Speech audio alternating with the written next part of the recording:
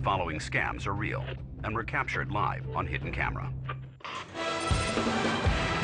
Con artists have been around for centuries. They use deception and a false sense of confidence to steal your money. This jewelry store is about to be taken for $13,000. Can I try on this bracelet? One in the middle, the one in the end? No, the one with the diamonds. That one right there. Okay. Sure, which one? The one closest to me, the one with the diamonds. What's that? It's $250. Looks ridiculous. What do you mean it looks ridiculous? It's gorgeous. You want to try one of these little ones out? Not really. I like the ones over here. Hi, how are you? I'm good. I'm looking for a watch, but it's as a gift, as a company gift. Okay. Well, you could just stop these in. Yeah. Yes, stop it. You're embarrassing. Don't. Okay. Do you have any sort of traditional gold watches, Rolexes, things like that? Is it okay if she tries this on? Mm-hmm. Thanks. Could I look at that gold one in the middle? This one? Perfect. Very nice. Maybe I should just. No, maybe you should just shut up because Sarah saw you last night. Don't tell me to shut up. Thing is, he's like 65 years old. It's a really heavy watch. I don't know about you, but it's a really heavy watch. So sorry.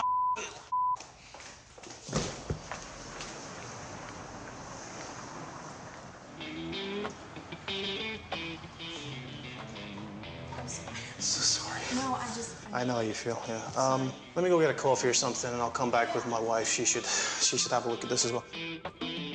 This is Paul Wilson. He's one of the world's foremost experts on con games, and he's just pocketed a $13,000 watch. There are three things that make the watch steal work. First of all, you need a good fake watch that matches their watch almost exactly. Do you have any Rolexes?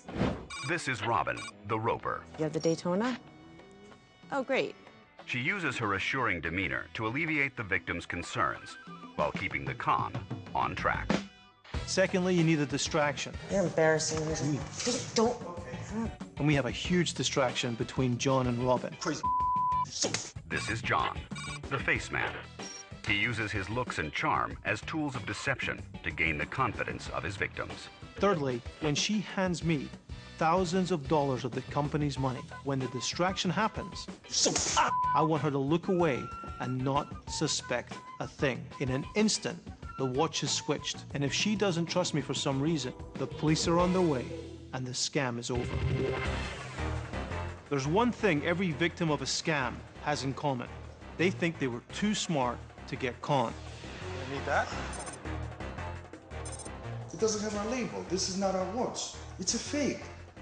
It doesn't have our label. So It's $13,000 watch. $13,000. I don't know what happened.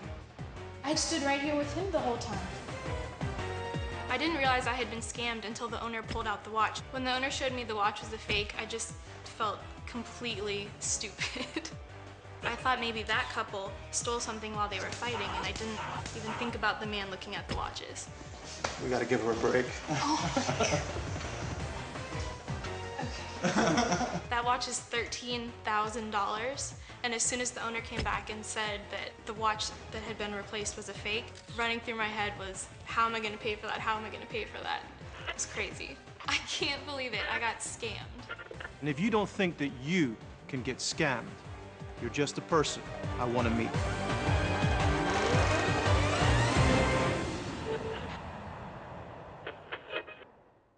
Scammed will expose the secrets of professional confidence men, from Victor Lustig, legendary sale of the Eiffel Tower for scrap metal, to Charles Ponzi's investment scheme. These men have used their tricks to take millions. Fraud is a $40 billion a year industry.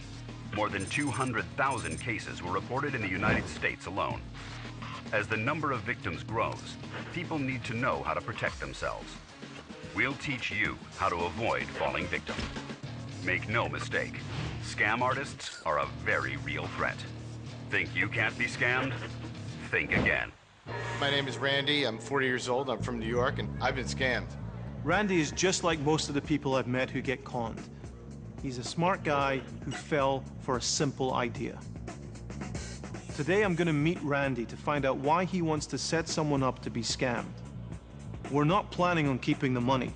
The idea is to teach the Mark a lesson that he'll never forget.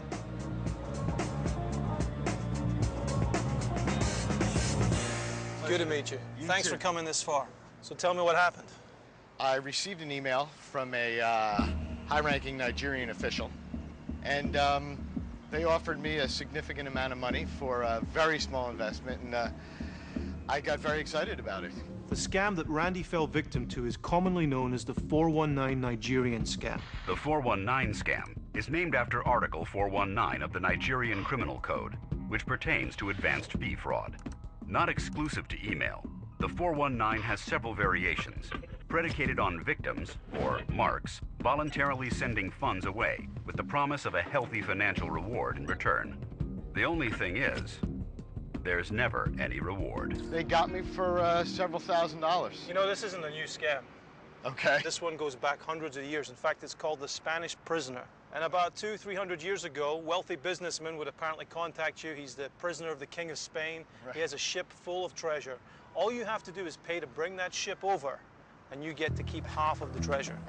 When Paul brought up the Spanish prisoner, that immediately struck a chord, because that was exactly what happened to me. My purpose in all of this is to teach people how to avoid these scams. Right. And we do this by scamming someone for real. And you want to scam your Uncle Barry. My Uncle Barry's a fantastic guy. He's very generous. He's been a successful businessman for about 30 years. It's a real possibility that someone could take him for a significant amount of money. And you really want to scam him? I do. I love my Uncle Barry very much, and I really don't want to see this happen to him for real. Barry might be my uncle, but we're actually really best friends. Okay, what do you have for me? I have the pictures you requested, actually. So who's Uncle Barry? This is Uncle Barry right there, though, always smiling. Now, if he's your uncle, I'm guessing this is your father. That is. My crew has already found all of this out. On the internet, you can find anything. Now, we don't have these pictures, but we have others. Right. So I'm going to give these back to you. Okay. We're going to take you into our confidence. You're going to be part of the scam. You'll be able to ride along, but you're a victim as well. Sure. But you have to make sure that Uncle Barry makes all the decisions. Put him in the driving seat. Next time we meet, we've never met. Got it.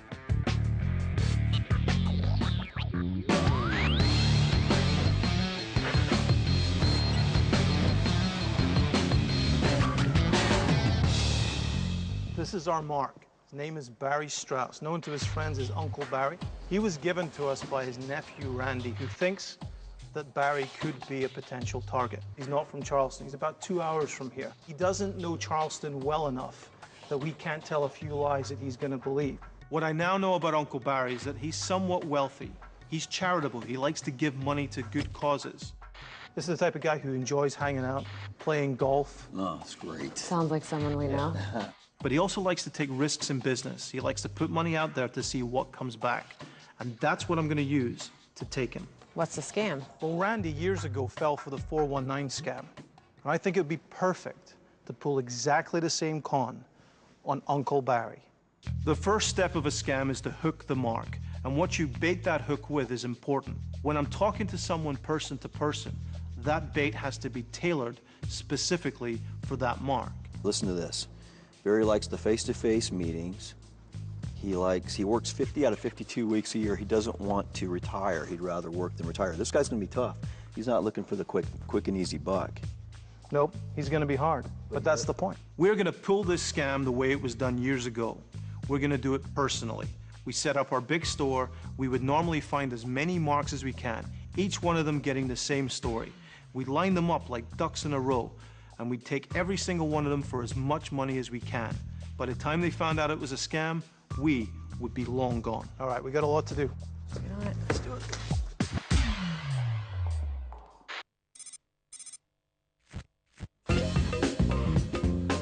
I've asked Randy to tell Barry that he's coming to Charleston for a business deal and to come along to see if it's legit. Paul has arranged for them to meet him outside a law firm.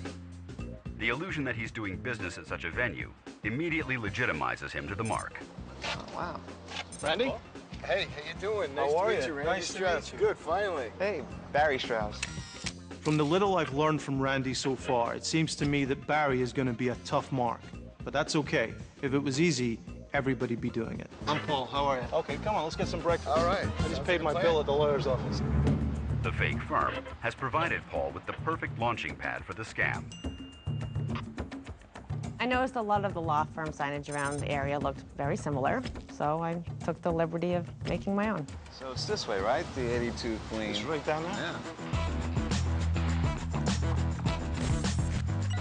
First thing is impress him, and then make friends with him. How was the trip? Oh, for me, it was pretty easy. Yeah. I recently moved to Savannah, and so a couple hours away. Lots of history here. Yeah, I mean, every building. This place we're going to here, it's got an amazing history. Paul scouted the 82 Queen restaurant for a week, establishing himself as a regular customer and developing a rapport with the waitstaff. Bernard Schinken, he built all, well, not these buildings here, but the original buildings. Uh-huh. You ask the people here, they'll tell you it takes about half an hour. Morning, how are you? Hi, good, how are you doing? Table for 3 usually, please. Yes, the usual, yes, I have it reserved for you.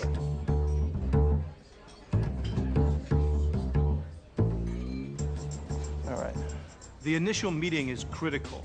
My first objective is to impress him that I'm a real, serious businessman. How are you? Hi, how are Good you? to see you. Very I'm good. Margaret, I'll be your server today. Usual coffee? Yeah, please. But all of that is for nothing unless I can gain some sort of rapport. If I don't endear myself to Barry, if he doesn't like me, this will all be a waste of time. And how about you, Barry? What do you do? I'm a little entrepreneur in the textile industry.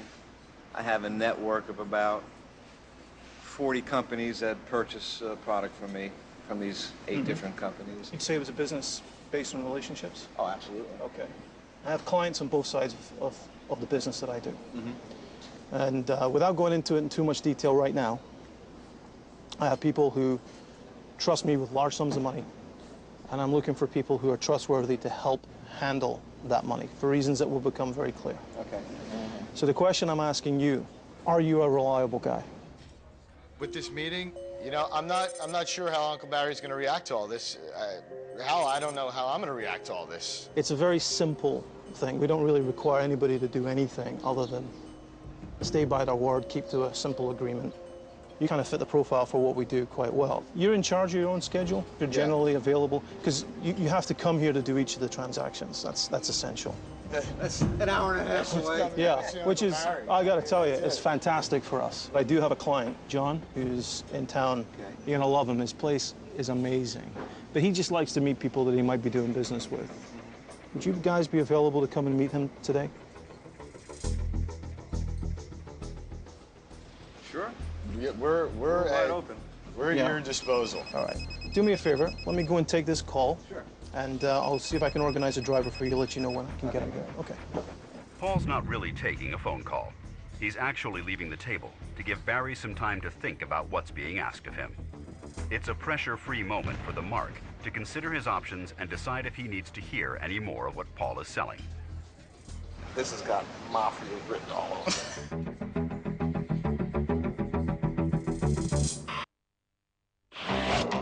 A scam is defined as defrauding someone by means of a trick. The term con man can be traced back to 1849, when it first appeared in the New York Herald to describe William Thompson. Thompson was busted for befriending rich strangers in order to gain their trust. He'd then ask if they had the confidence to lend him their watches. Once he had the goods, Thompson disappeared and never returned. Today, scams have evolved, and there are countless new ways to swindle people out of their hard-earned cash and valuables. Randy fell prey to the 419 scam, and he wants to make sure his Uncle Barry doesn't end up getting taken. So he's brought him to Charleston, South Carolina to teach him a lesson. Professional con man Paul Wilson and his crew have taken on the challenge. Over the years, I've pulled every conceivable type of scam, and the purpose is to expose their methods so that the public will remember them when someone tries to pull them for real.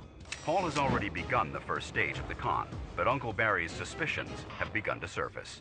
This has got mafia written all over it. You can get in, but you can't get out. This is kind of crazy, dude. This is an unusual introduction on a business that's got some, you know, undefined scope to it. Right. See, this could be a good book. If the Mark does begin to suspect that this deal is not legitimate, I have to find a way to reassure him carefully so it doesn't arouse his suspicions. So listen, I've spoken to John. He'd absolutely love to meet you. I'm going to have a driver come and pick you up. Probably about an hour, maybe a little bit more. All right? Yeah. Gentlemen, I really appreciate you coming out. I think that was a very good first meeting with Barry. He was evasive at first, but we managed to make that essential connection. Let's see if it plays. Really great to meet you, and thanks very much for bringing your Uncle Barry, because it's going to be, you can't wait till you meet John. I'm looking forward to it. All right, guys, straight down here. Okay. Take care. Bye-bye. Thanks, Paul. He seems to be a little bit of a player. There's no question about that. Yeah. Paul's driver picks up Barry and Randy at their hotel to start stage 2 of the scam, building trust. They're headed to a meeting at John's estate. Now it's time to add the next layer of the scam. You Paul's driver? Yes. How you doing, Randy? Nice to meet you. All right, nice Barry. to meet you. Mondra Brown. Nice to meet you. We've got a few friends in town. He's going to be our security. He knows how to look out for us, and he's going to help us. Great name. Arranging for Monja to pick up Barry and Randy is not just to impress them, it's also to control his movements throughout the day. It's important we know where he is at all times. Sounds like this guy John's a big client. I got the same vibe. What are you thinking? It's like too early to make any judgments, but I was not expecting the chauffeur service. get a little tour of the town then. Okay, man. well, this is a great way to tour the town. It beats walking in 110-degree You're not weather. kidding, boy. Manja picking us up at the hotel, I could tell Barry was totally buying it. All right, guys, we're here. Oh, okay. This is getting interesting now. Was just a beautiful touch by Paul. The team identified one Charleston location suitable enough to act as John's palatial estate. Lowndes Grove, a historic South Carolina landmark that was once a majestic plantation. It's now a special events center. For a fee, Paul's crew is able to rent the lawn for a few hours. It gives John infinite credibility. Are you kidding me? Seeing John's house, I know what Barry's thinking. He's thinking, oh my God, what have we gotten ourselves into here? Lowndes Grove is a perfect front for John's story. He's supposed to be not just a millionaire, but a billionaire. This is John's place. Now that we've created a setting for John to supposedly live in, his character has to be perfect. If Barry doesn't believe him, then it's all over. John, this is Barry. Hi, Barry. Yeah. How you doing? Never crossed my- Nice to meet you. I want to keep this first meeting with Barry casual. I can't hard sell this guy. He's too sharp for that. He's too educated. I need to come off as believable, as a billionaire, but also personable. And I need as many distractions as I can get so that he doesn't ask me too many questions. This is Angie today. Hi, Angie. Randy, nice to meet you. This is Angie. She's going to play your wife, and she's that perfect Southern belle. Ay, ay. This place is a couple hundred years old. We fixed it up for some events and stuff. It's a pretty nice place. We got, it was a good deal. We got it at a good point in the market, so. You rich guys always know when to be at the right place at the right time. I can only imagine what's going through Barry's mind right now. He's got to be blown away by this location. I think it'll do, right? It'll do in a pinch. Yeah. All we have to do is put John and Angie on the front lawn, tell Barry that it belongs to them, and for the price of a couple of hours rental, we get millions of dollars of credibility. We're in the energy business. Specifically, I broker land deals for the oil companies. Mostly in Eastern Europe. Trying to slow down a little bit, sell off my interests abroad, transfer them to the United States. In this first meeting with Barry, I'm going to use the approach that he has to earn my trust just as much as I have to earn his trust. He's going to be handling my money. I appreciate you driving in. It's important for me to meet you face to face and kind of get a sense of who I'm doing business with. Before we jump into bed, so to speak, business-wise. I have this marketing sales agency for about a half dozen industrial textile firms in the U.S. Thank you. Thank you, honey. You guys will excuse me. I'm going to Sunday. Sure, thanks. Don't get burnt.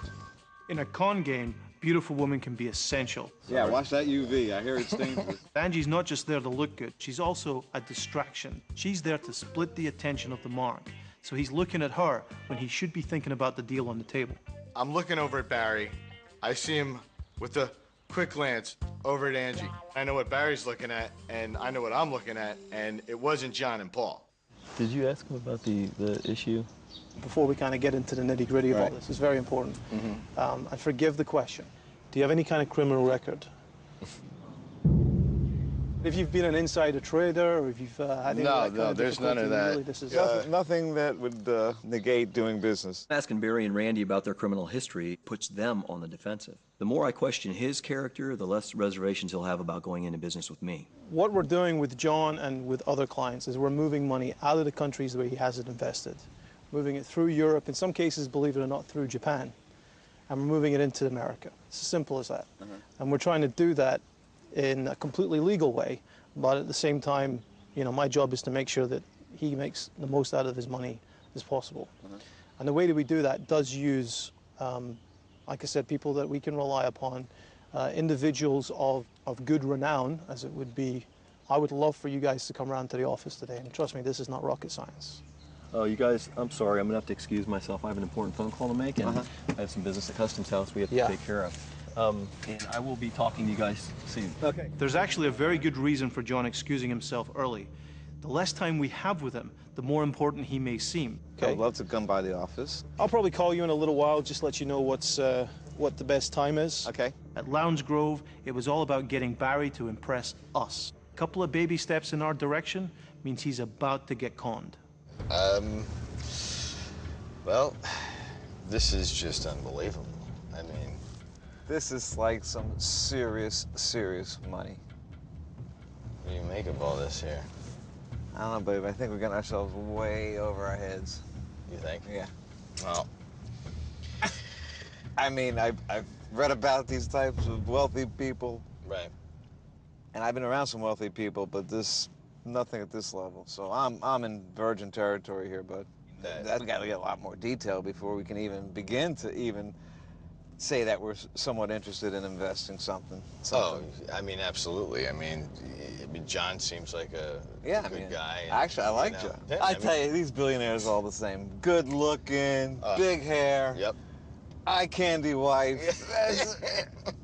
But you know, a guy like that kind of power and wealth, he knows a lot of people that have a lot of money.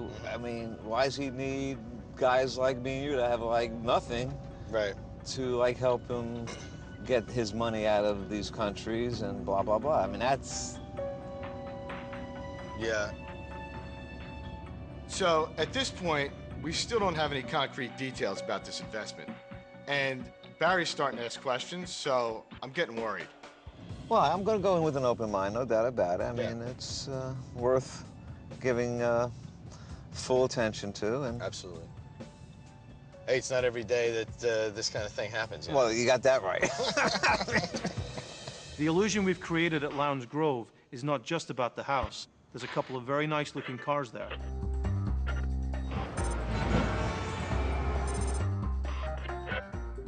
To make their longer con work, Paul and his team need to execute a series of smaller-scale scams. Each of these contains a key element, which will come into play later. First, Paul and Robin pose as a married couple, and Robin's nursing a fake injury. If you want to steal something from somebody, you can just sneak into their house and take it. But if you want them to give it to you, you have to convince them that you're completely honest and trustworthy. Paul, did I speak to you about the car earlier? You did, no. Paul and his team found a woman online selling a Mercedes. Driving off with the car won't be a problem, but the trick will be how to avoid paying for it. May I have a little look? Yeah. How are you? Hi, Nice to meet you. My wife is down here. She's hurt her ankle. As soon as I arrived, I was satisfied that she believed our front. We are there to just look at a car. This is Kristen. Hi. Robin. Not that good at tennis, after all. Oh, wow. Would you like to look inside? I'd love to look inside. Thank you. I think it's unlocked. Leather all the way through, yeah? Do you actually mind if I use the restroom? Want to use the restroom? Yeah, if you don't mind before we, please. Sure. Would you like to come in as well? I'm fine, but, you know, no, let me have a good look over. Kick the tires a little bit. Robin doesn't really have to use the restroom. In actuality, she's simply laying down the foundation for the scam.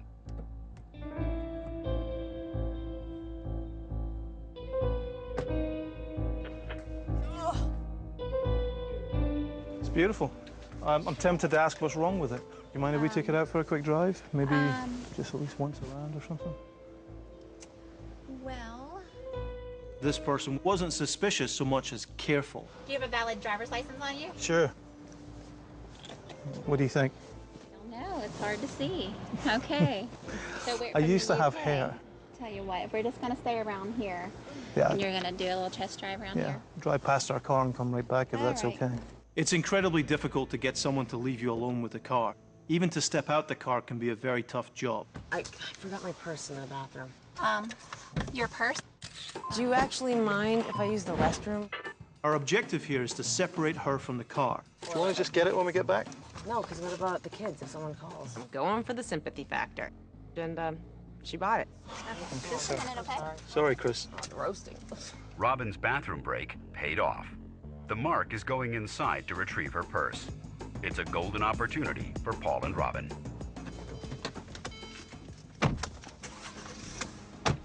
Get in. What are you doing?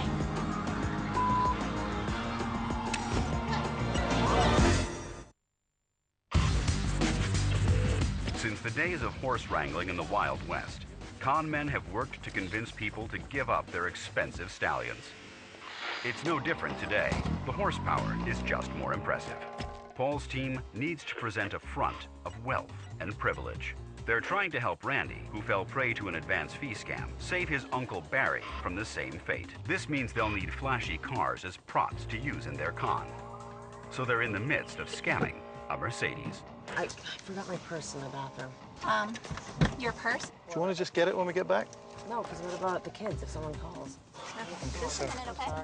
Robin created the distraction to persuade the Mark to go back into the house. Faking an injured leg, leaving my purse in the bathroom, and having the owner go back and get it for me.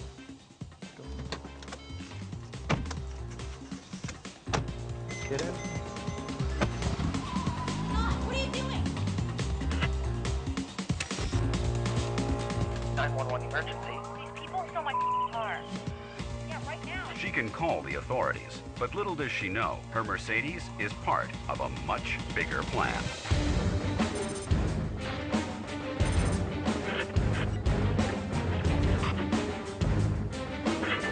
Now that we've got the first car, we're going to use it as a prop to steal a second, even more expensive car. I spoke to somebody about the Porsche. I'm Mark. You're Mark? Yes. How are you, Mark? Hey, good to meet you. I'm Paul. Good to meet you, Mark. Hey, good to meet you. Robin. Hey, I'm Mark. Good to meet you. It's beautiful. I showed it to you on the internet. Yeah, I know. I was hoping you were out of this phase. Get inside. We'll go in the... This Porsche is essentially a two-seater. There are two seats in the back, but nobody can sit in them. So Robin and I are there together, so we have a reason to drive it away on our own. So do you mind if I take it for a spin? Yeah, I mean, I'll just ahead. take it down and come back. Fine, so. The beautiful thing is I now have this Mercedes that I can leave as collateral. Yeah, can you leave me your keys? Yeah. There you go. Okay. All right. Great. So I'll be 5 minutes. Wow, this is okay? light as hell. Yeah, I know. What It's is the this? brand new one. Doesn't even look real.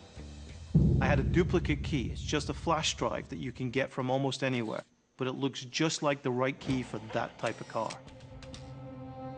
The Mark doesn't seem convinced. This fake key could blow the entire con. Wait, it ain't real. No, it should be. Our Mark, friendly as he was, as soon as he felt that key, was a little suspicious. Be a I mean, little... how do I do what you just did? You got to point it past the gate. There you go. No? Yeah. Yeah, see, there's a little... So I have the real key in my pocket, and I'm using that to lock the Mercedes. It ain't, no, this ain't even a button. I mean... Are you touching it?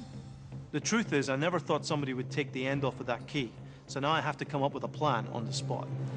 It's a USB port. What's that Yeah. for? It's got a little charger in it for the sat nav. Yeah. Can I take a look? I mean, I'm just curious about this. Can you show that to Sure. me? Do you want to sit in it while we drive it? Huh? Do you want to follow us? What's that? Do you want to follow us? No, no. Look, here, show me how this thing works. I'm just curious about it. As we're walking to the car, I have to get the key from him because I have to switch it for the real key in order to start the engine. Yeah, it's got a little thing in here. It's cool, huh? Even worse, after I start the car, I have to switch it back again, so I leave him with the false key. I have to keep the real one. It was just so light it didn't even look real. I was like, what the hell? I'll just be right here. All right. You're welcome to follow us if you want to. Of course, Paul is bluffing. This is the moment of truth.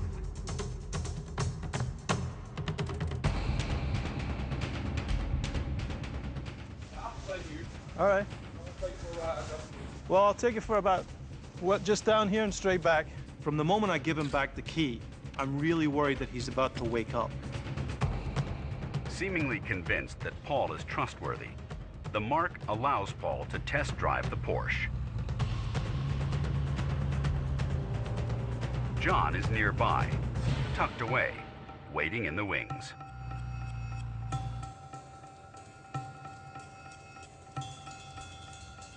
The Mark leaves briefly to take a phone call, while John's part in this con is just beginning.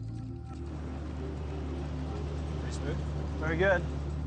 Strolling down the street, Robin and Paul toss me the keys in the Mercedes. I'm gonna walk over there, climb in, and drive away.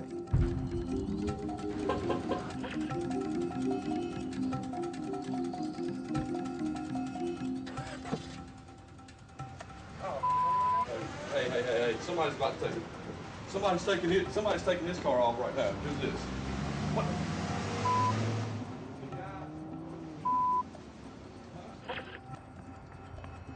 What's going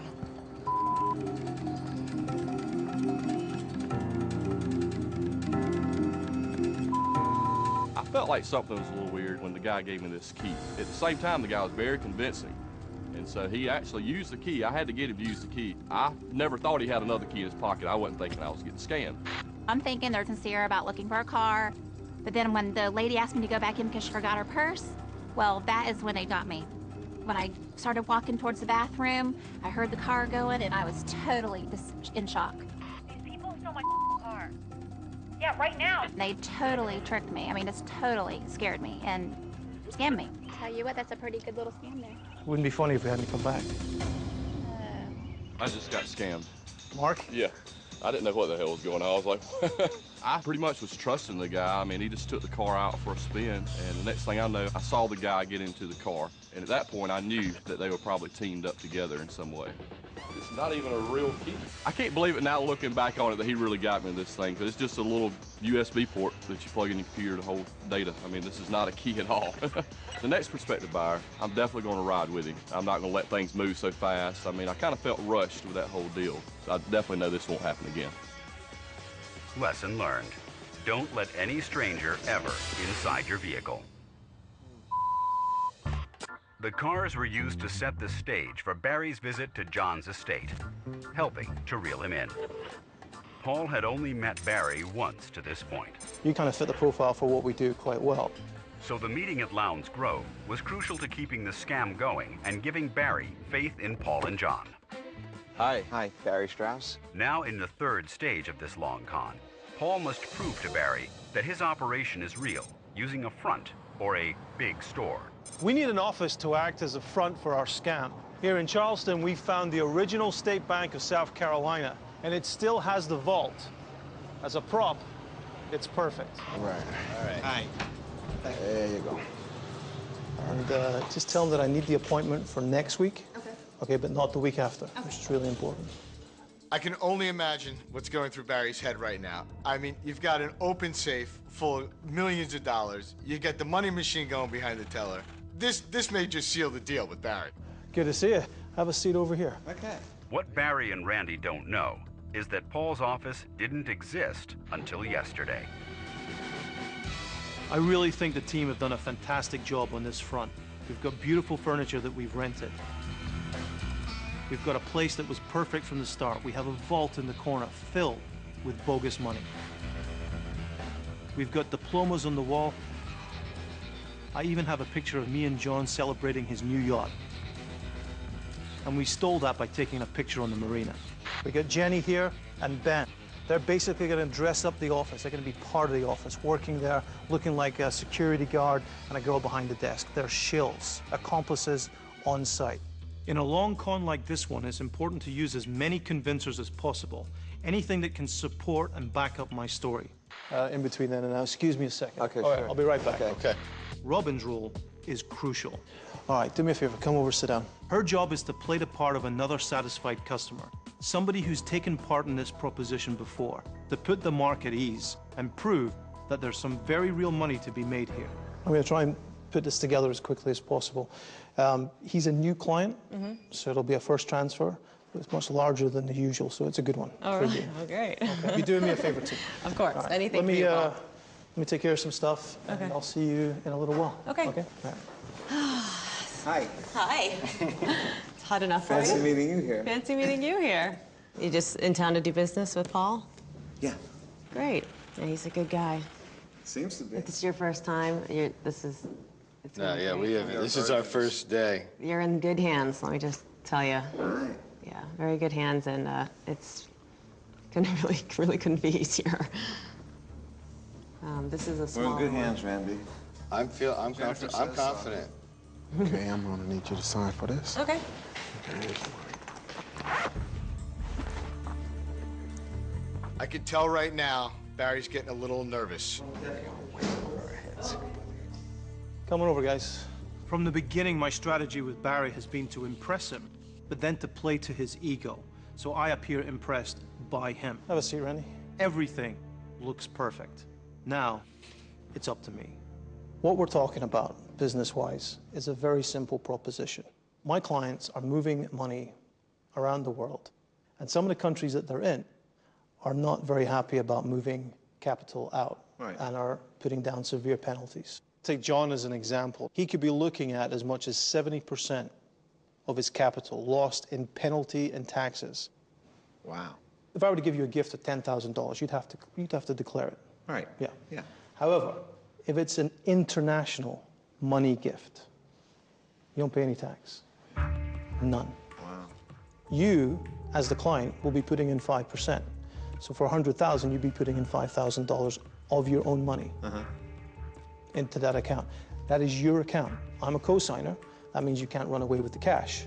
The account stays for 6 months, and then you withdraw 60% of the funds and return it to the original owner. And you keep 40%. Wow. It's a big split. It is a big split. It is a ridiculously big split. The story that I'm telling Barry is a variation on the classic 419 scam and Spanish prisoner con. We're offering him a large amount of money from overseas. I want him to put it into one of his bank accounts. But because it's an international money gift, he won't have to pay taxes on it, and that's a real law. The problem is he has to put some of his own money down, so we know we can trust each other. But the scam is that this money is completely fake, and his money is the only real cash in the game. So the first question I have is very simple. Would you be interested in this kind of proposition? Personally, I think you guys are perfect for it. I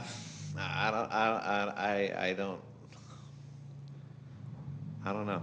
I don't have enough time to absorb everything. We will have time. We will have time. I mean, whatever you need to know, I have an accountant who's on vacation. He can speak to you next week. He can speak to your guy next week. As soon as you're into the system, you're really just rolling your money back in and out. You know what you're talking about. You're a businessman. Yeah. A lot of people think, oh, well, I'm going to get 40,000. Well, I'm going to go and put it down in a house. Yeah. Well, why don't you wait a couple of years And then you can buy the whole buy the house. house? You know, it's funny. It takes a businessman to think that way, to be honest with you.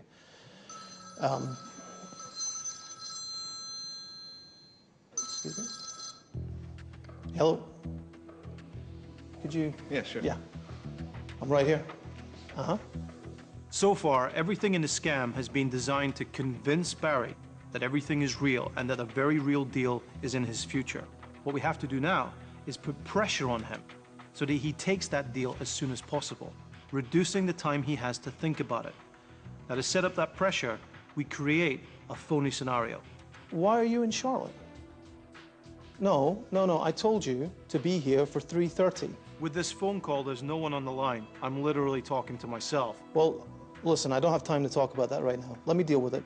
The person I need to hear this conversation is Barry. I want him to think that a great opportunity might be about to fall into his lap. The question is, does he take it, or do I have to feed it to him? All right, so the initial investment is subject to that big hit, but say the business venture itself, once it's up and going, it's generating profits. Those profits can be brought back here without. Could we talk about this more tonight? Would you be happy? Now that I've kind of given you an idea for it, unfortunately that'd be. I have someone who's supposed to be receiving cash today, who's just told me he's in Charlotte, so and he's not going to be here today. So I'll take it to him. You'll take it to him.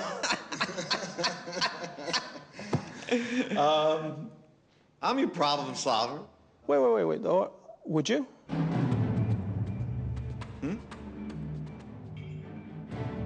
Would you? Barry has to think that there's an opportunity to help me. This is a very important psychological hook that excuses his feelings of greed.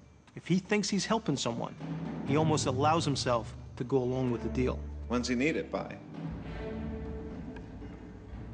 This is money for John. Yeah, John. I have $400,000 in euros to take to the bank today. Today. Tomorrow, they'll be worth less. Would you be able to get a hold of $20,000 between now and an hour from now?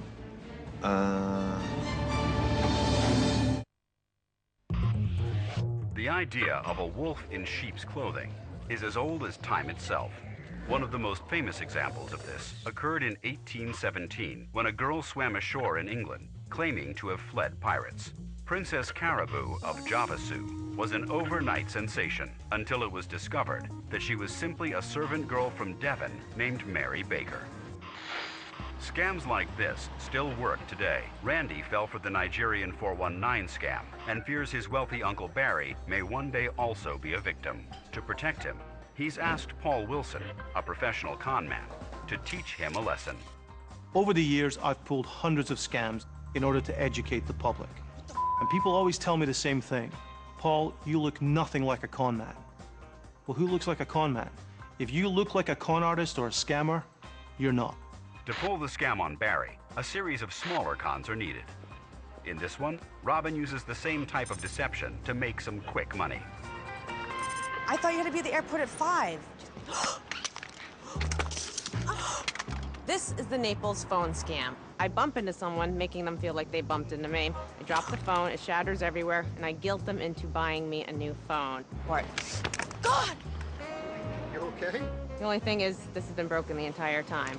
It's held together lightly with my hand as I'm holding it, and the second it drops, it smashes. Yeah, I'm okay.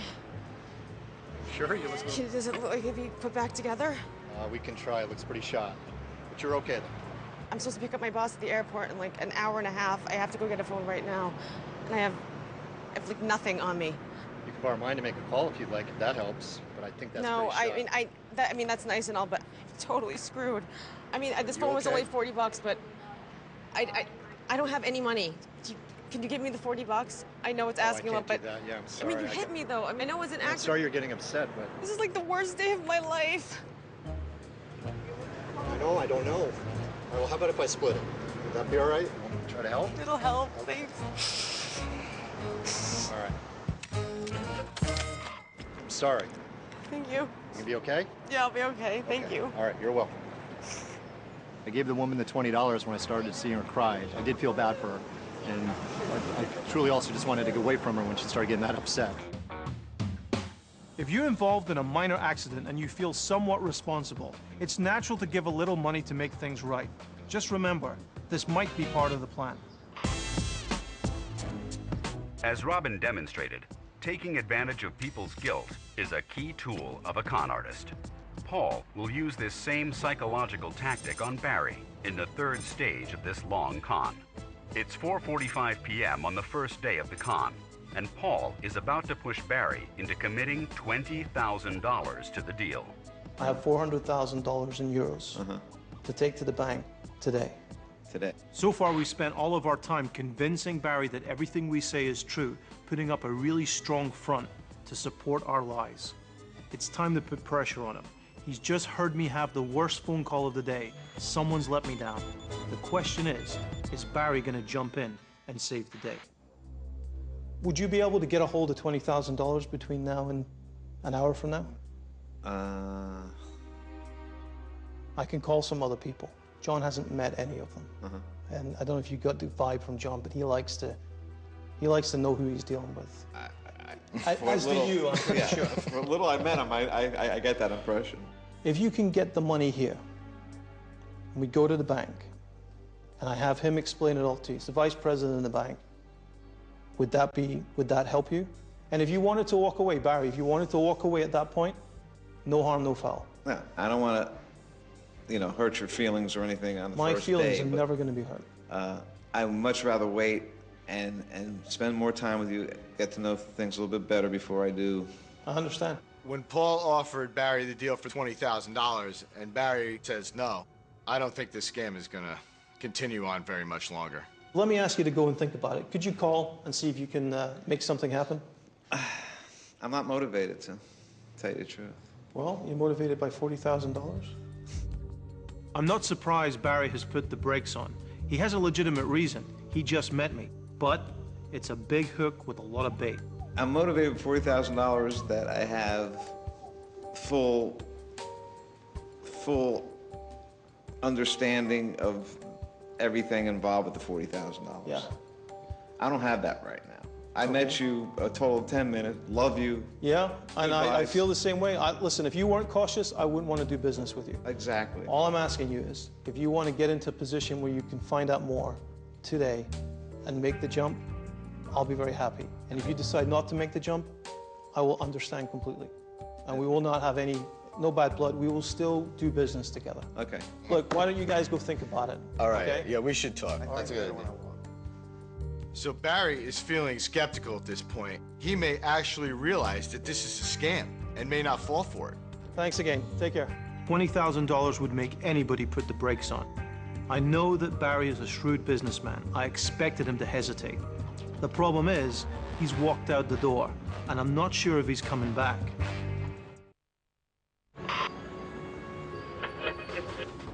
Maybe the most famous scam of all time happened in 1919. Charles Ponzi created a get-rich-quick scheme that promised clients a 50 to 100% profit. Business quickly took off as Ponzi cashed out yesterday's investors with the incoming money from new clients. The operation continued until doubts about the credibility of his operation surfaced. When an audit prevented him from accepting new clients, the cash ran out and federal agents arrested him.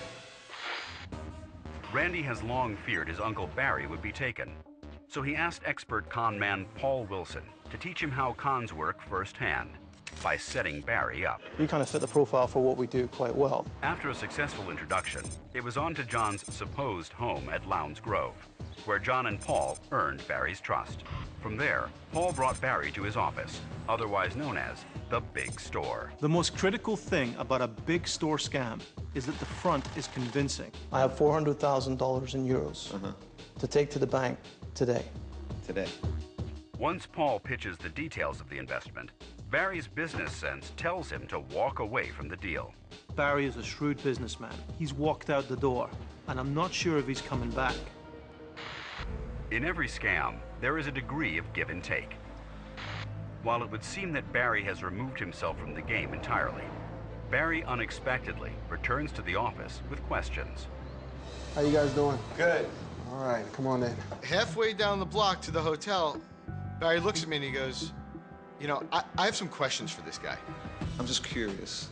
How'd you come up with a 40% of the 100,000 as the return? That's like 800% on the 5,000 over six, which is a 1,600% return over a year's time. That's a very huge return for nothing. The fact that Barry came back tells me he's interested. That's a good thing. But it's a different Uncle Barry to the one I met earlier. This time he wants to make sure everything is accurate, and he's testing me, and I have to be on my toes. I'm not telling you how to run your business, but I'm just saying, if you came to somebody and said, I'm gonna give you 20, 25, even 30%, it would still be a huge, it would still be a big number for people to jump in. So why'd you go all the way to 40? 40 is, we have to show how much money they're keeping. 60% is around the limit that allows them to escape paying severe tax at the euro end. But if I were to make it any less than that, then they may be taxed for more, and that tax would have greater implications. So that's the reason why.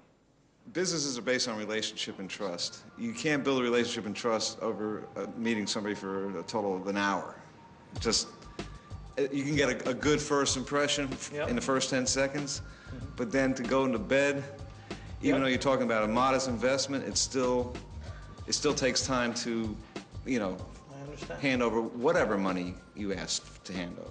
I kind of apologize. I suddenly saw half a chance to sort this out and half a chance to teach this guy a lesson. If you saw half a chance, I don't blame you for it, because anybody would go for half a chance if it saves people money at the end of the day. Of course. Look, if you are still interested, I mean, I understand what you're saying. Right. But you're telling me you're still interested. I think what we need to do is we need to all take a deep breath, maybe take a night to think about it. So why don't we go out for dinner? You get to spend some time with John and Angie. I would feel better spending more time before we pull the trigger. We'll see you for dinner? Yeah. I got to work a little bit harder. All Guys, right. thanks for Paul, dropping man. by. Appreciate it. He has to know me better. That's fine, because we're going to dinner. Getting to know Paul and John a little better might just be enough to get Barry on to the next stage of the con, the send. Putting the mark on the send. You send him out to get the cash, and if he's convinced, he'll come back. We're gonna wine him and dine him and make friends. And to put him at ease, at the end of dinner, I'm gonna bring up business. And if he's confident, we might just get him to make the deal. John and Angie, playing a billionaire and his wife, lend credibility to the scam. I'm going to see it. We're going to play some golf later this year, and we'll see what you can do. It'll be fun. It'll be a good time. Today's been a hell of a rush. It's time to turn up the charm. Dinner tonight is critical. We've got him on the hook. He's interested, but we haven't closed the deal, so we have got to be on our game. It's got to go down perfect. We've got to make it happen tonight. We don't usually do things this quickly, but how do you feel? Do you feel comfortable? I'd love to do some business with you.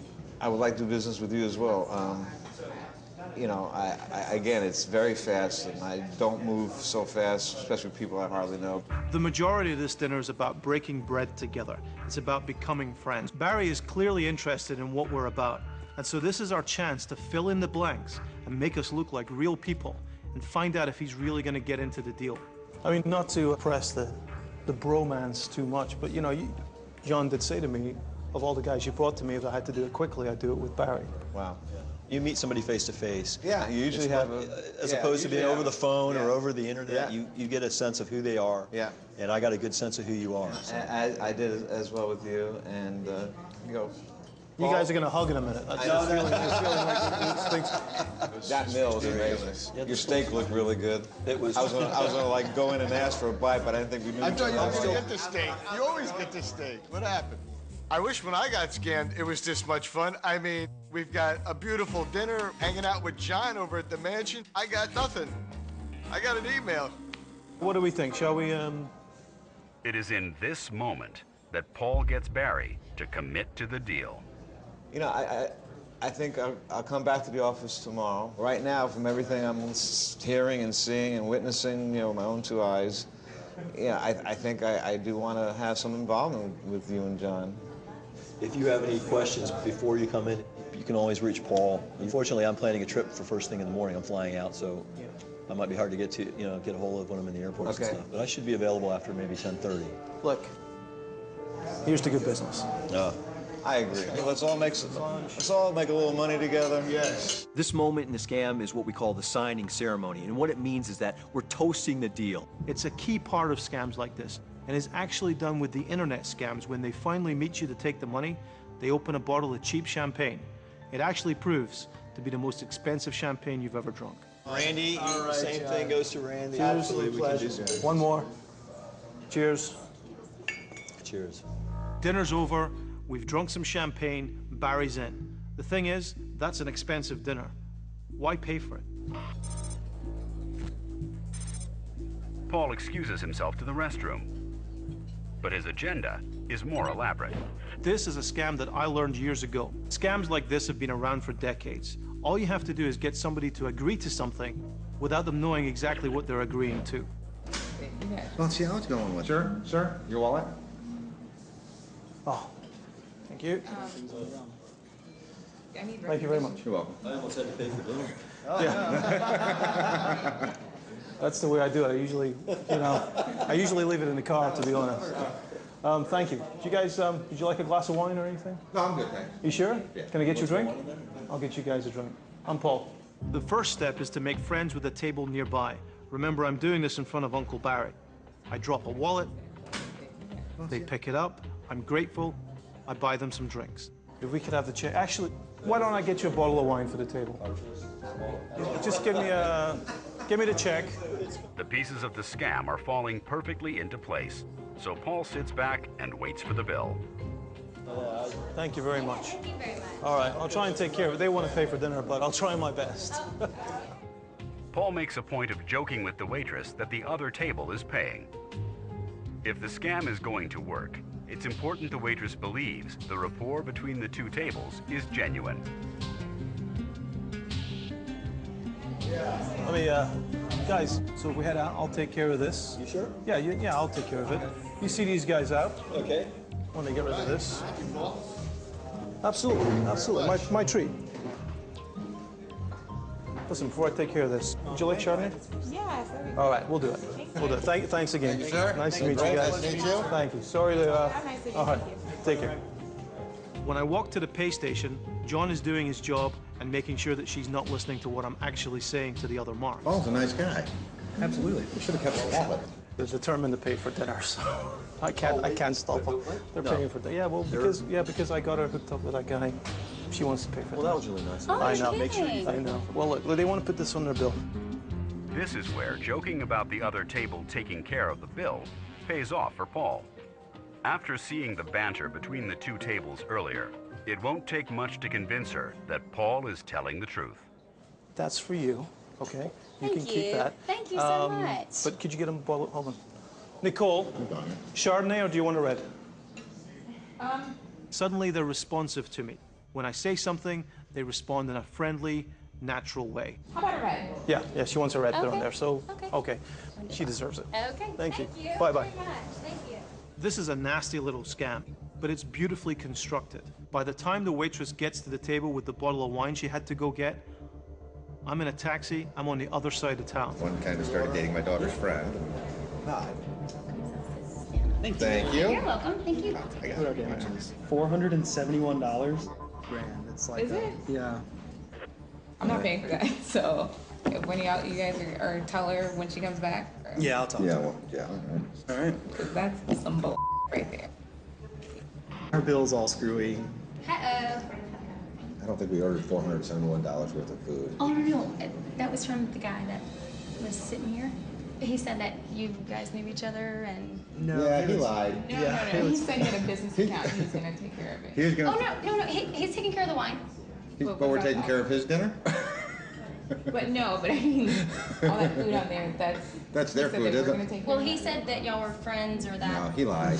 Either the waitress or the other table have to pay for our dinner. You can get your manager or something. I mean, I'm not trying to be mean or anything like that, but there's Yeah, no way. there's we're no way. paying for that. You saw what we ordered. Obviously, there's been a mistake, and it needs to be corrected by someone. And that's a very, very expensive mistake. I can't believe this. I'm having appetizers with friends. A guy drops his wallet, and then he offers us a glass of wine, which turned into a bottle of wine. And then at the end, when the bill came, I was mortified, and I thought I was stuck like Chuck. Apparently, I'm the one who set it up, because when Paul waved and he was leaving, I'm the one who waved back and got us stuck with the bill. I got scammed. I would have had to cover this entire $470-something bill. Paul's pretty good at what he does. I didn't suspect a thing. He seemed like a really nice, genuine guy, and I ended up getting scammed. Oh, no. I'm still not quite sure what happened. I can't believe it happened. This has been a crazy night. Nothing like this happens here. We're from the South. I don't deal with people like this. Thought Paul gave me a $100 tip. I was super excited. Turns out to be $10. Bait and switch is one of the oldest scams known to man. Marks are baited with the promise of a product or service, only to discover that the goods have switched to a less desirable or worthless item. In the Middle Ages, this scam was known as the pig in a poke. The buyer would think that a bag they'd just purchased contained a live suckling pig, when in fact it had just been switched with a bag holding a cat. Hence the colloquial expression when someone buys something without examining it beforehand. To teach his Uncle Barry this lesson, Randy has called upon professional con man Paul Wilson. Paul scams the public, not for profit, but instead to teach people how scams work, and more importantly, how to avoid them.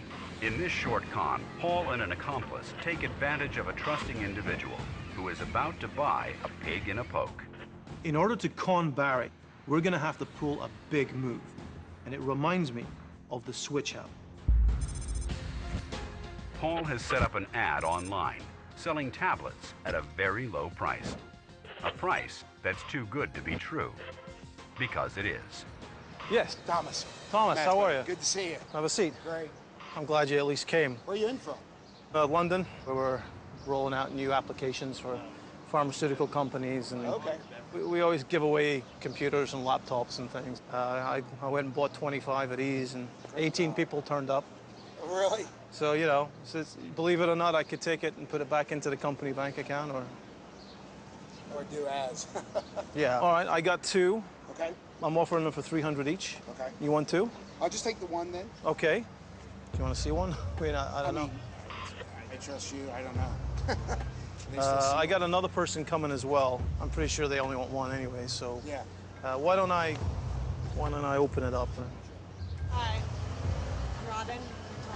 Oh, hi. How are you? Robin's job in all of this is to create the situation that takes me away from the table. Sorry I'm late. Oh, My yeah. boyfriend I'm can't Paul. find a space. Hi.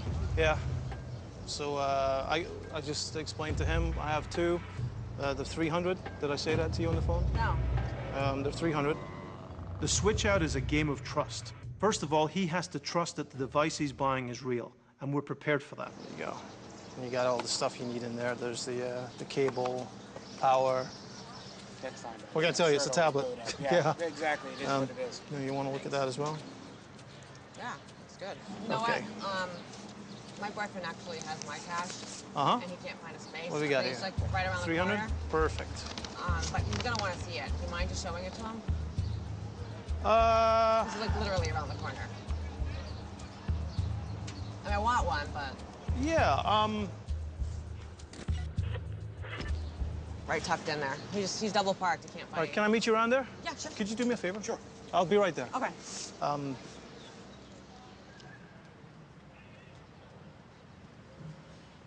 Could you hold on to this? Can I trust you? Yeah, Could you hold? I don't want to take cash over. I don't know what her That's boyfriend fine. looks like. That's fine. I'll be right here.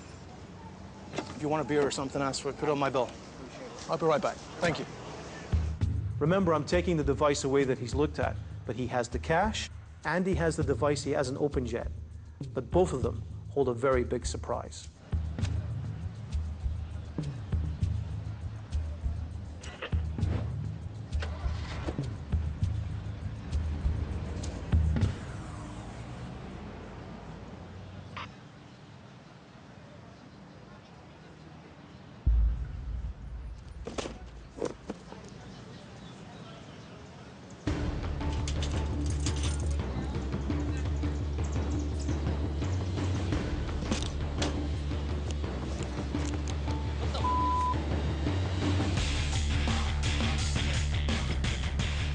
Switching the device is easy. All we had to do was open the box and replace it with something heavy, and then seal it so it looked brand new. Smells the same. Huh.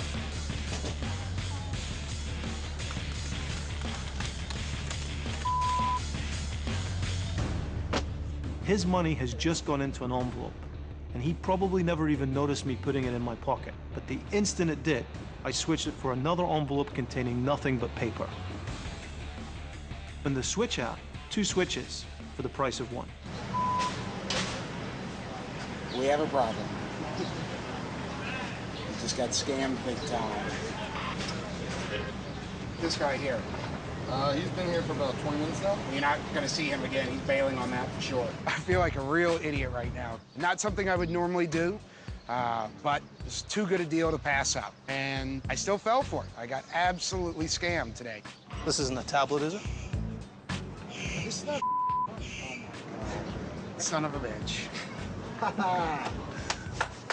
Seemed like a good deal, and I guess a little greedy part of me decided that I wanted it badly enough that I was willing to take a chance. Guess I got scammed. Are you kidding me? I'm telling you, that was the longest 30 seconds, minute, however long it was that I could have possibly imagined, trying to think about how I was going to get out of this mess I'd gotten myself into. That was certainly the most expensive $300 piece of tile I've ever bought. Scams like this really have been around for centuries, and they're still here today. The advice is simple. If you're buying something, when you look at it, don't let it out of your sight. Don't allow it to be swapped for something else. Don't grab a box that's sealed if you've just opened one. If you've taken the time to look at it, make sure that's the one you take away. More importantly, be extra careful when you're doing business with someone you don't know. The switch featured in the tablet scam is about to play out in our scam with Barry, but the stakes are much larger. It's taken a series of moves to get to this point. I'm Paul, how are you? A successful introduction. You kind of fit the profile for what we do quite well. Earning trust. Convincers. I think what we need to do is we need to all take a deep breath. So why don't we go out for dinner? The send. I think I do want to have some involvement with you and John. The amazing thing is, Paul's crew did this in just one day. Now all he needs is for the mark to show up with the money. This is called putting the mark on the send. You send him out to get the cash, and if he's convinced, he'll come back. Today, he's had a chance to sleep on it. Will he go to the bank? Will the bank manager give him the cash? Has he called someone who's talked him out of it? Is he halfway home by now? We don't know. Got the money in Morocco. The money in Morocco, I'm going to have to hold it there for another 6 months. Wait, guys, come on over. Sit down. Hey, thank you. Who's there? I got Barry and I got Randy here from last night. You remember those guys? All right. Listen, before I go, I want you to say hi to the guys. That stuff we're going to hold in Morocco is absolutely fine, okay? Because the rate we're getting there will more than compensate for what we lose on the euro. Okay? Okay. Fair enough? Say hi to the guys since you're here. John's in New York. Thanks. So. Hey, John. Hey, how you doing, Barry? Good. How's it going? How's it going? Good. Hey, good. How you? I just want to say I had a tremendous time last night. Oh, we enjoyed it too. Yeah, I want to thank you for coming in and bailing us out on this one. I know it's kind of quick. It was, but. Listen, you guys, I got to get out of here, but it was great seeing you again, all right? All right, thanks for everything, John. Thanks, John. All right, I'll call you. Okay. All good? But we got it done. Good. Okay. May I see the cash, please? May I see the envelope, please? Yeah. Barry has turned up with a pocket full of cash.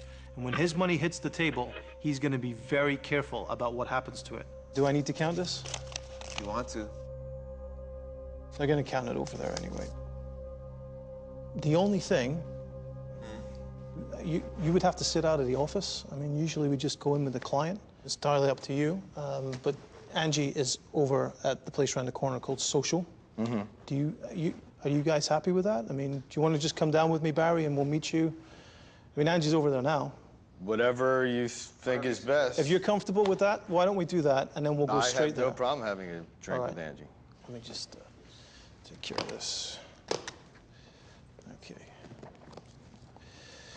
So as you can see, quite a large amount of cash. We're going to add yours to this as well. Your paperwork is in here. Everything should be Shipshape. Shipshape and Bristol fashion, as they say. There you go. All right. Couple of things. Okay, I have a quick question. I don't mean to interrupt, but are you carrying any weapons or anything that could be used against him? And I have to make sure I do this for my boss. Okay, please. Okay. No weapons? Yeah, he asks everybody. These hands, though, could be... You're not a knife man? No. All right. Bill, can you close the safe over, please? Close out for the day. Stay until Monja gets back, please. All right. So, Randy, if you take a walk down, I'll show you where it is. It's a great place. I'm down. Everything appears to be legit as Paul and Barry walk out the door. But just like the tablet scam, Barry's envelope has been replaced with paper, and Paul has kept all the money. I've got a bag full of cash. Now, these are euros. They're false euros, so hopefully he's not too familiar with them. His cash is going to go into that bag. Earlier, I prepped another bag that looks exactly like that one, except it's got nothing but blank paper inside. When I take the bag off the table, that's Monja's signal to move in. But are you carrying any weapons or anything? The bag full of cash goes under the table for a heartbeat and is switched for an identical bag. That bag is handed to Monja, and the mark is none the wiser. Fraud is a $40 billion a year industry. More than 200,000 cases were reported in 2010 in the United States alone. Money-for-nothing scams prey on people's desires to make a quick buck. Joseph Yellow Kid Wheel was one of the most infamous con men of the late 1800s. He's believed to have stolen over $8 million when oil prices spiked by exploiting public perception. Introducing himself as geologist Dr. Henri Roule, he talked people out of hundreds of dollars. By the time local police and investigators caught on to his deceptive acts, he was already in another city with a new identity. Randy's desire for a quick buck ended up costing him several $1,000s. Fearing his business-savvy Uncle Barry may fall prey to the same scam, Randy contacted professional con man Paul Wilson. Paul scams the public, not for profit, but to educate people on how scams work and how to avoid them. We're not planning on keeping the money. The idea is to teach Barry a lesson that he'll never forget. With Barry's attention diverted, Paul is able to switch the briefcases, leaving him with just paper. They head to the bank with Barry's money in tow. Or so he thinks. So, Randy, just down here on the right, if you keep going along, you'll see it. It's a big brown sign, social. I think Angie's there now. Okay. Tell the guy at the bar by name. Drinks for me. Excellent. Okay. All right, bro. Hi, bro. All right, I'll see you in a minute. Okay. All right, let's go. Let's go. Take it easy. So, Paul sends me away down the street to go get a drink. Barry goes with Paul down to the bank. This is it. We're now in the most dangerous part of the scam. We're holding a bag full of paper. His money is under my desk. At any moment, if he were to ask to look in that bag, it's all over. We have to keep him walking, literally. He's by far the smartest dog we've ever had. Kind of sit close to you and look, and then kind of look out the window and then look back at you, dropping hints constantly. Sorry. Yep, hello.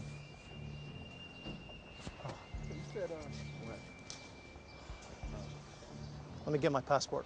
Manja, wait here. Sorry, I've got dual citizenship. I have to have my passport to open the account. I'll be right back. I'm coming. I have to get away, and Manja has to get away. And we have to leave Barry with nothing but that paper.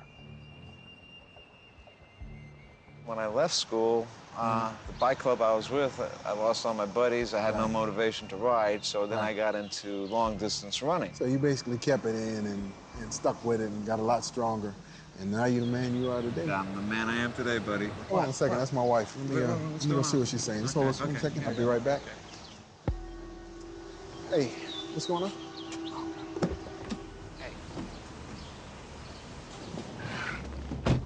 Nicely done. Here you go.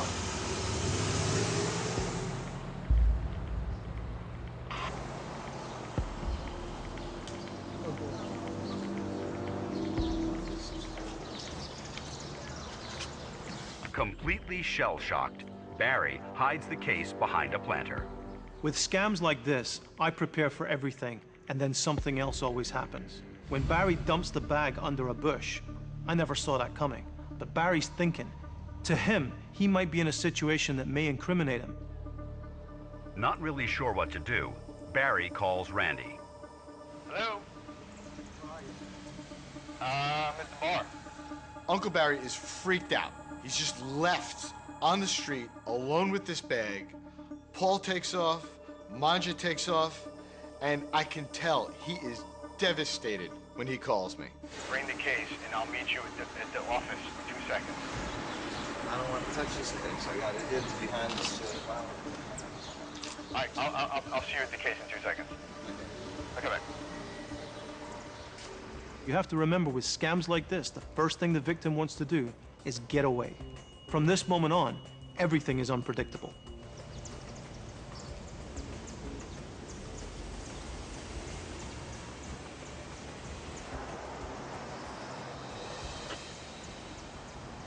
I told you I had a bad feeling, bro. What happened? I told you, Paul said I have to go get my passport. I got my passport. He left, me and the black guy walking. We stopped right here. Talking about some and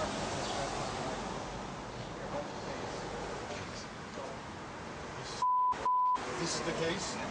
I wouldn't touch it. I'm touching it. Let's go.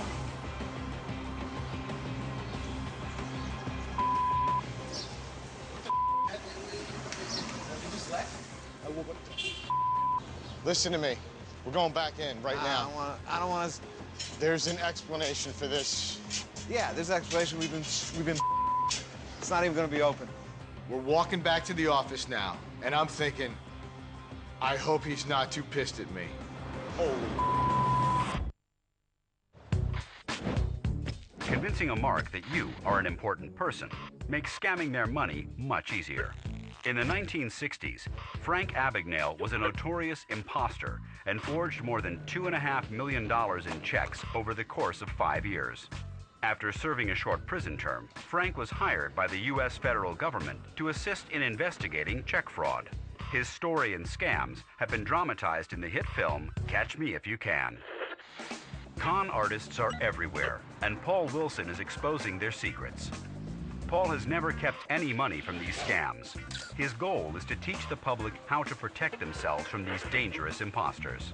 Randy fell prey to the 419 Nigerian advance fee fraud and now hopes to teach his uncle Barry how to avoid the same fate. Paul built John up as a wealthy and important businessman. It's taken a series of steps to get Barry to this point, but it doesn't take long to earn credibility and assure the mark they're somebody they're not. John explains. This is called the business card scam. I walk into a restaurant. Hi, I think I left my sunglasses here. Can you check for lost and found? Reach into a fishbowl and grab a bunch of business cards.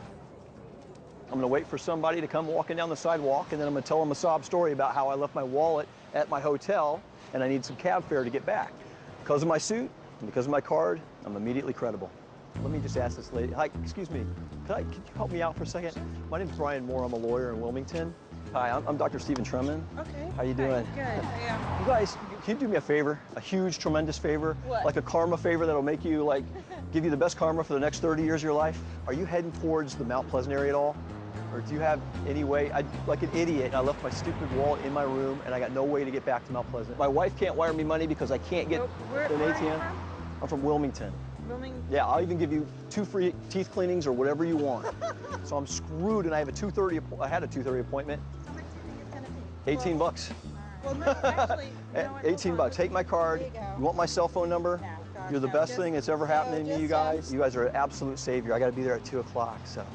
Okay. All right. 5 minutes. Oh, thank you so much. Could I borrow 20 bucks from you and pay you back 40 bucks? How's that? You make 20 bucks. Does that work? Absolutely. Great. Thank you so much. Let me give you my cell phone number. It's not necessary. No. It's okay. No. I insist. Trust. No. I insist. No. Well, thank you. John makes it look easy, as person after person kept falling for it. The business card scam went great today. I could have ran this thing all day long.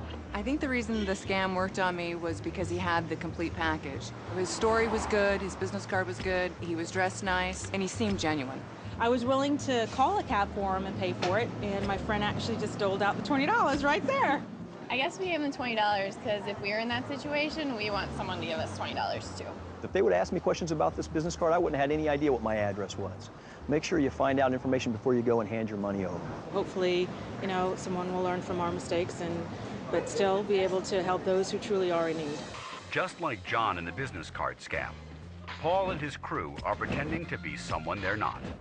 A scam is all about wrapping up the victim in a blanket of lies, and those lies are told to each victim according to what they will believe. So it might be easy to sit at home and say, I wouldn't fall for this wouldn't get me, but it does get millions of people every year, and the reason is that when you're the target, the scam is tailored to fit you.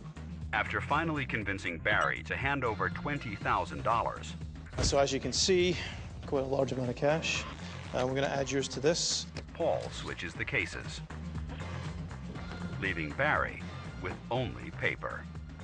Halfway down the block, Paul and Manja ditch Barry. I'll be right back. Not knowing what to do, Barry calls his nephew, Randy. Told you I had a bad feeling. What happened? And they return to Paul's office. Listen to me. We're going back in right now. I don't want to. There's an explanation for this. Yeah, there's an explanation. We've been. It's not even going to be open. We walk into Paul's office and all the furniture is gone. I mean, the place is empty. We haven't been gone more than 10 minutes. All right, we have to open this. Open it. Nope. Oh my. Look at this. Unreal. Come on, man. What is that? So Barry takes off, and I'm thinking, I gotta go get him. Hold on a minute, because he's gonna call the police. I don't want anything to do with this place. Let's go. No. You gotta take one phone call. I'm not talking to anybody. Come on, Barry.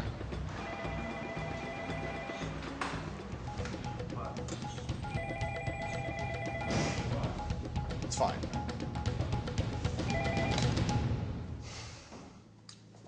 Hello?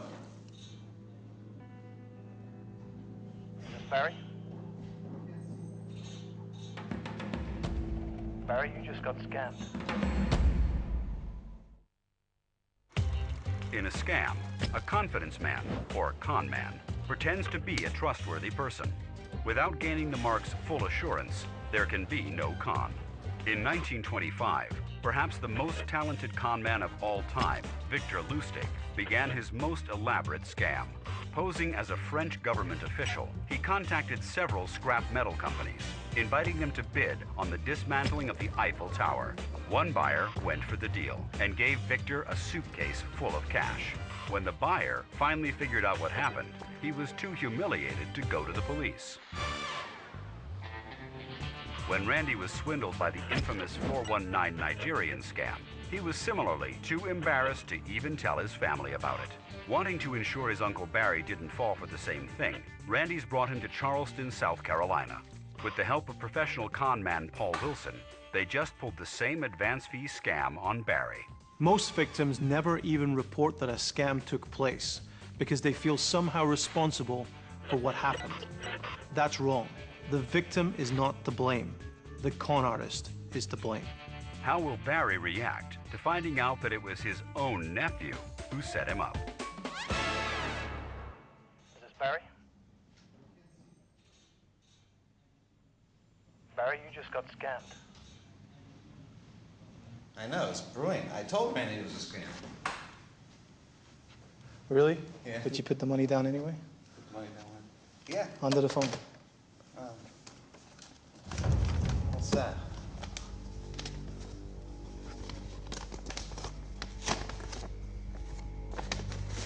This one is on us. I want you to meet some friends of mine. This is too spooky for me, dude. Barry still does not know what to make of this whole situation. I can see the look on his face. He still thinks that something's gonna happen. This is Robin. Yeah? And this is John. Hey, John. Hi, Barry. I got a couple other friends back there. I got Jennifer, Bill, Manja, but I got another friend too. Yeah. What is this? When Paul turns to Barry and tells him that there was one more person involved with the scam, and he points to me, and I see Barry's face. What is this? I hope he's not too pissed at me. Oh, it's gonna be all right, baby. Everything's gonna be fine. This is a TV show, and the idea is to prove that anybody could get scammed. Randy here said, toughest guy he knew was Barry Strauss. That was amazing. Let me show you some cameras. Back here, there's a camera up here. Yeah. There's a camera up here. Yeah. There's about 5,000 cameras back here. There's another one there. Everywhere today. Cameras. Barry. Oh, yeah. Barry not only learned a lesson, but I feel like going through this experience with him just brought us that much closer. You know what the 419 is, all right? No. The Nigerian scam? I know about it. You know, well, this is a scam. That's exactly what we just pulled I thought this was a Ponzi scam, actually. Well, Ponzi scam, I would have just been recycling money around. Right. But by putting your money in with a big batch of money, that's a 419. Yeah. Give me a little money, I'll give you a lot more. I'm still in shock. How did this happen? You're good. This experience was well worth it, not only for Barry, but for myself and for any other potential victim who may be a target of being scammed. Barry was conned through a series of steps. First, we recruited a family member to help set him up. Randy said he'd like to meet me in Charleston for a couple days. Charleston's a place that's familiar to our Mark, but he doesn't know it well enough that we can't tell a few lies. We're going to need a house somewhere that you supposedly live in, so it'd make it look like you are worth billions. Then we created a scenario and backed it up with what seemed to be proof. I used to think that when somebody I was introduced to tells me, this is my house, this is my wife, this is my life. John, this is Barry. Hi, Barry. How you doing? Hey, Nice to meet you. I took it without any question, but not anymore. The most important thing we need is the office. It's going to be the setting for all of the story that we're telling the Mark, so it has to completely convince him about every little detail. We supported our claims with reassurances. One of the things I considered as far as making a decision to go forward with this deal was seeing an actual transaction. We have to figure out a way for him to see that cash. Robin's role is crucial. You know, when Manja came over and gave the money to Robin, and it's there, and just like that, I was saying, wow, this looks real. I think the deal maker for me was dinner last night with John, and still being enamored by his mega wealth and me wanting to have a taste of that myself. I think I do want to have some involvement with you and John. Okay, I want to be part of his family, his network. May I see the cash, please? See the envelope, please. Once we'd done that, it was just a matter of separating him from the money. You know, part of the scam that got me the most was not being aware of that money being switched. But are you carrying any weapons or anything? I really wasn't paying attention at that point because I already had some sort of comfort level established with Paul and Manja, and I felt, you know, this was legit. I can see how these scams are successful because you get a very convincing salesman like Paul, presents himself as, you know, a savvy sort of financial guy. Yeah, you're gonna fall into his little trap. I would say listen to your gut feel, go with your instincts, and remember, if it's too good to be true, it normally is. I love you, brother. I love you.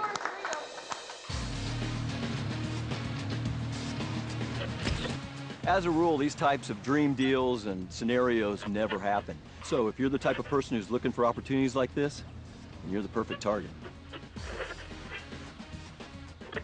Always consult family or friends when you're making a big money decision. Be wary of anyone who's trying to isolate you. And if you feel like you're being pressured, just take a couple steps back and think it over. When it comes to cons and scams, the best advice has been the same for centuries. If it seems too good to be true, it almost certainly is.